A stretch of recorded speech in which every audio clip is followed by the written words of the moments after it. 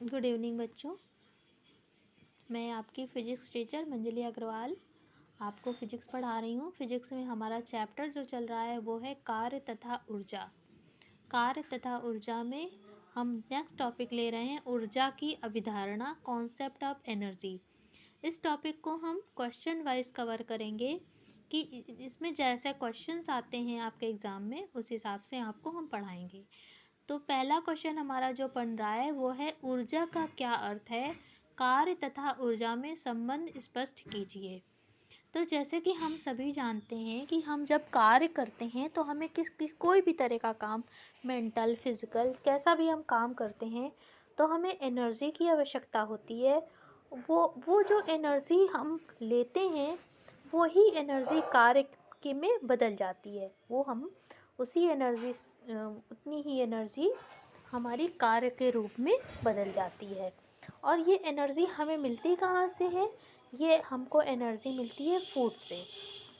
और अगर कोई मशीन है, मोटर है, गाड़ी है, कुछ भी है, उसको एनर्जी कहाँ से मिलती है? फ्यूल से।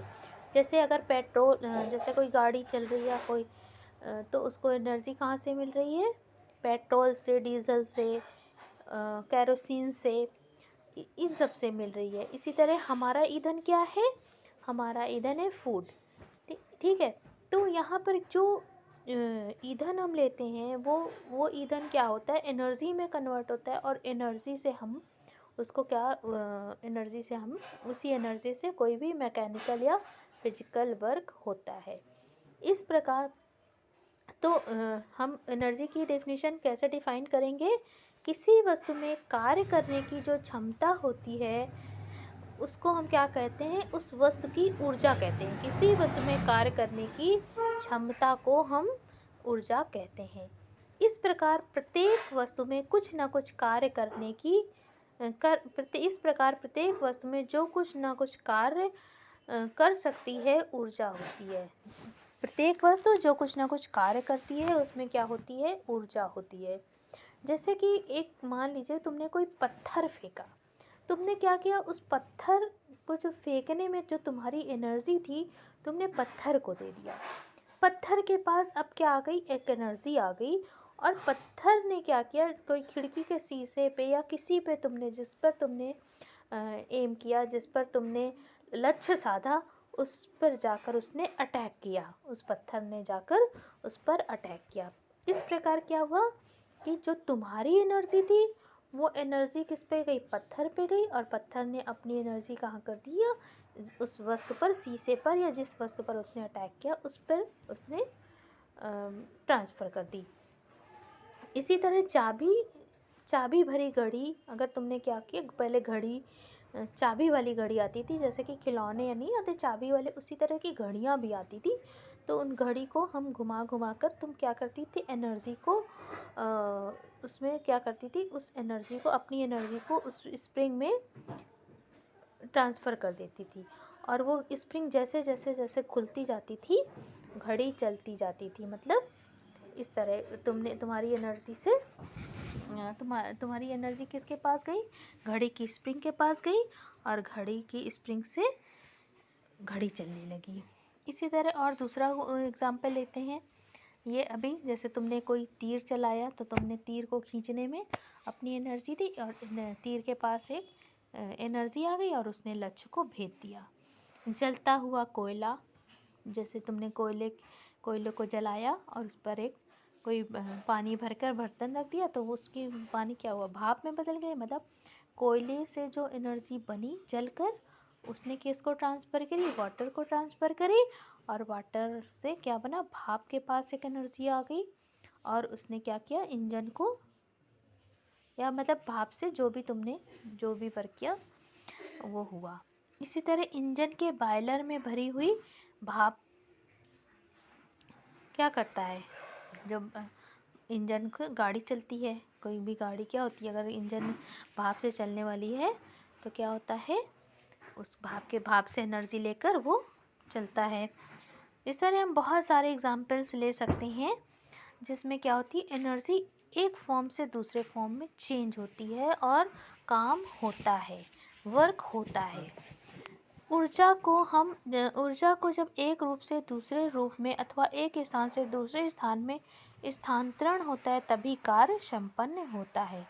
जब हम पत्थर फेंकते हैं तो अपने शरीर का कुछ ऊर्जा पत्थर को स्थानांतरित कर देते हैं और पत्थर क्या करता है, किसी भी लक्ष्य को मतलब प्रहार करता है या वार करता है।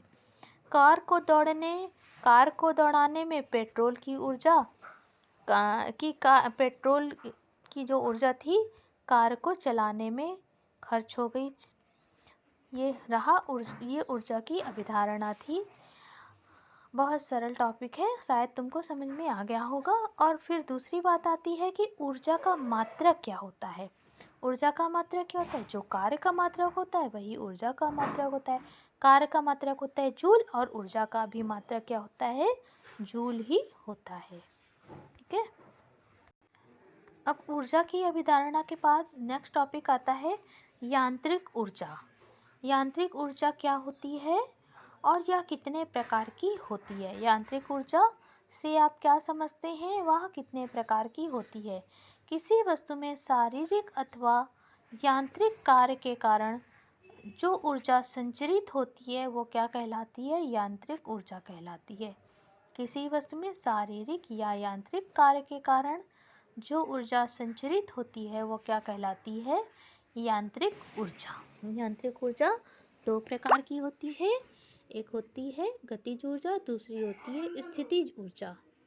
एक होती है गतिज ऊर्जा, दूसरी होती है स्थितिज ऊर्जा। तो गतिज ऊर्जा गतिमान वस्तु में जो कार्य करने की क्षमता होती है वह उसकी क्या होती है? गतिज ऊर्जा होती है। जैसे कि तुमने जब तीर छोड़ा तो तीर के पास क्या हुआ था? तीर जा रहा है और उसके पास एक एनर्जी है और वो कैसी एनर्जी है? गतिज एनर्जी है, गतिज ऊर्जा है और उसने जाकर लक्ष्य को भेद दिया। इसी तरह से बंदूक की से निकली गोली में लक्ष्य भेदने की क्षमता होती है, उसके पास भी एक एनर्जी है, मतलब वो स्पीड के कारण उसके पास एक एनर्जी है जिसको जाकर वो लक्ष्य को भेज देती है। जैसे कील पर तुमने एक हथौड़ा मारा तो हथौड़ा क्या कर रहा है? मूव कर रहा है और जाकर कील पर प्रहार करता है और कील ठुक जाती है। बहता हुआ जल एक टरबाइन के ब्लेडों को घुमा सकता है। जानती हो जब बिजली बनती है तो क्या होता है? जब इलेक्ट्रिसिटी जहाँ पर फॉर्म होती है, जनरेट होती है, वहाँ पर क्या खूब ऊंचाई से जल को टरबाइन, एक मतलब ब्लेड होती है, एक घूमती हुई पहिया समझ लो होती है, पंखी होती है, उस पर क्या होता है? पानी गिरता है। उस पानी के गिरने से वो पहिए चलते हैं, पंखे चलते हैं और जिसकी वजह से इलेक्ट्रिसिटी जनरेट होती है। इसी तरह दूसरा टॉपिक ले रहे हैं स्थितिज ऊर्जा। ये आंतरिक ऊर्जा का ही दूसरा पार्ट है स्थितिज ऊर्जा। स्थितिज वस्तुएं अपनी स्थिति अथवा विकृत अवस्था के कारण कार्य करती हैं, वो क्या कहलाती है? स्थितिज ऊर्जा। वस्तुएं अपनी विकृत अवस्था के कारण अथवा स्थिति के कारण जो उसमें कार्य करने की क्षमता होती है वो क्या कहलाती है? स्थितिज ऊर्जा। इसका एग्जाम्पल हम तुमको जैसे समझाते हैं। मान लो कि अगर तुमने वो लिया, कोई हथौड़ा लिया और तुमने ज़मीन में ही रखकर किसी चीज़ में वार करोगी, उस हथौड़े से ज़मीन पर रखकर ऐसे हल्का सा खिसकाओगी या ज़ोर से भी खिसकाओगी तो वो जिस वस्तु पर वो हिट कर रहा है, प्रहार कर रहा है, उस पर इतना ज़्यादा उस पर कोई असर नहीं होगा।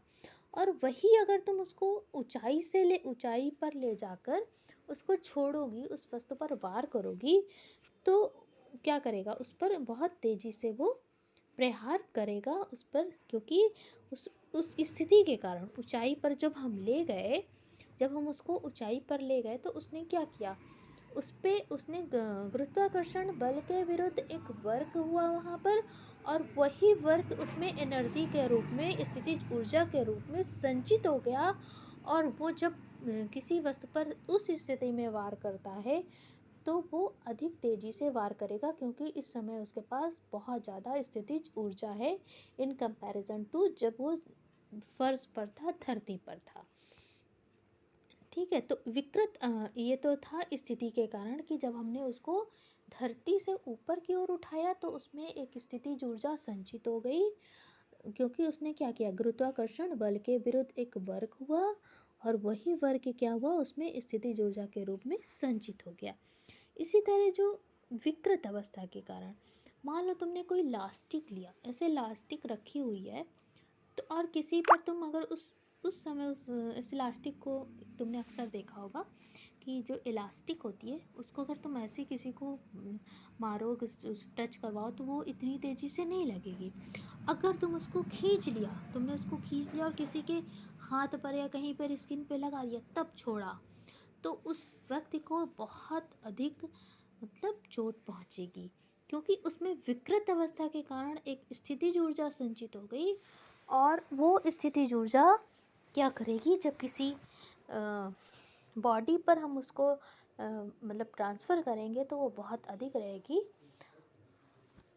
और वो अधिक तेज़ी से प्रहार करेगी। इसी तरह तुम अगर घड़ी की स्प्रिंग की बात करो तो उस समय भी हम क्या करते हैं, उसको विकृत कर देते हैं, उसका हम शेप चेंज कर देते हैं। उस घड़ी की जो चाबी होती है उसको घुमाते जाते हैं, उस पर एक कंसंट्रिक तार नहीं, एक पत्तियाँ होती हैं जो घुमाते जाते हैं और वो अधिक तेज़ी से बहुत पास वो कस जाती हैं। फिर वो धीरे धीरे खुलती जाती हैं। जब उसको फिर से छोड़ देते हैं तो वो धीरे खुलती जाती हैं, और जिसकी वजह से वो क्या होती है, घड़ी चलती है। ये क्या था, विकृत अवस्था के कारण उसमें स्थितिज ऊर्जा थी। इसी तरह हम और भी कई एग्जाम्पल ले सकते हैं। स्थितिज ऊर्जा क्या होती है, जब वस्तु अपनी स्थिति अथवा विकृत अवस्था के कारण जो उसमें कार्य करने की क्षमता होती है वो उसकी क्या कहलाती है, स्थितिज ऊर्जा। और स्थितिज ऊर्जा कैसी होती है, कई प्रकार की होती है। गुरुत्वीय स्थितिज ऊर्जा, प्रत्यास्थ स्थितिज ऊर्जा, स्थिर वैद्युत स्थितिज ऊर्जा, चुंबकीय स्थितिज ऊर्जा।